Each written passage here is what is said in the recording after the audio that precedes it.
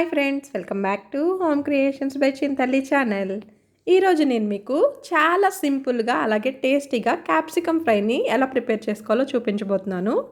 జనరల్గా కొంతమందికి capsicum curry అంటే అంత ఇష్టం ఉండదండి, కానీ ఒక్కసారి కనుక మీరు ఈ స్టైల్లో చేసి పెట్టండి, ఖచ్చితంగా లైక్ చేస్తారు.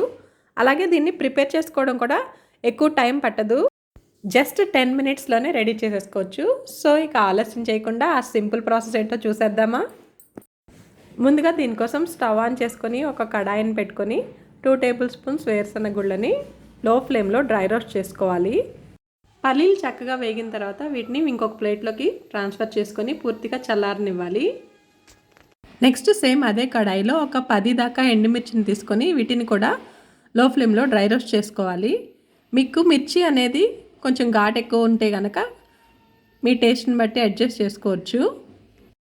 నేనైతే ఇక్కడ గుంటూరు మిర్చి వాడుతున్నానండి. అలాగే నాకు కర్రీ అనేది మంచి స్పైసీగా ఉంటేనే నచ్చుతుంది. సో 1/2 కేజీ క్యాప్సికమ్ ముక్కలకి ఒక 10 నుంచి 12 దాకా మిర్చిని ఫ్రై చేసుకున్నాను.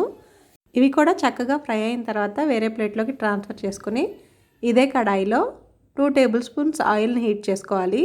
ఆయిల్ కొద్దిగా హీట్ అయిన తర్వాత ఇందులోకి తాలింపు దినుసులను యాడ్ చేసుకోవాలి. దానికోసం కొద్దిగా ఆవాలు, సాయిపప్పు, జీలకర్ర, ఒక ఎండుమిర్చి, అలాగే కొద్దిగా కరివేపాకుని యాడ్ చేసుకొని తాలింపు వేసుకోవాలి. తాలింపు కొద్దిగా వేగిన తర్వాత ఇందులోకి సన్నగా కట్ చేసి పెట్టుకున్న ఒక పెద్ద సైజు ఉల్లిపాయని యాడ్ చేసుకోవాలి. ఈ ఉల్లిపాయలు బాగా ఫ్రై అవ్వాల్సిన అవసరం లేదండి, ట్రాన్స్పరెంట్ కలర్ వచ్చేంత వరకు ఫ్రై చేసుకుంటే సరిపోతుంది.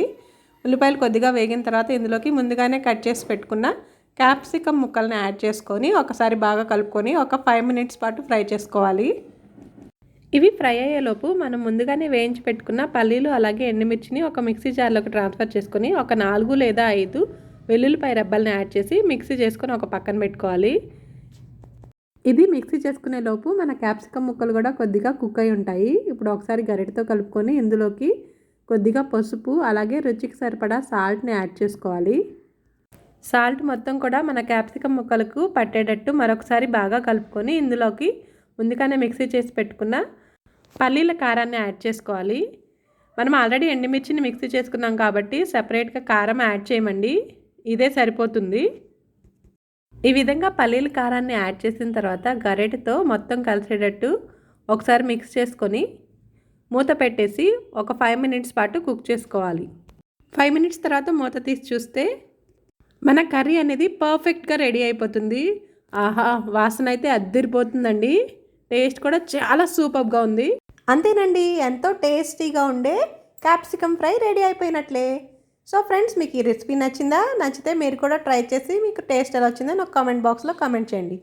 అలాగే మీరు ఫస్ట్ టైం కనుక నా ఛానల్ చూస్తున్నట్లయితే సబ్స్క్రైబ్ చేసుకొని పక్కనే ఉన్న గంట సింబల్ని కొట్టి ఆల్ అనే ఆప్షన్ ఎంచుకోండి. దానివల్ల నేను కొత్త వీడియోస్ పెట్టినప్పుడల్లా మీకు నోటిఫికేషన్స్ వచ్చేస్తాయి. Thanks for watching this video.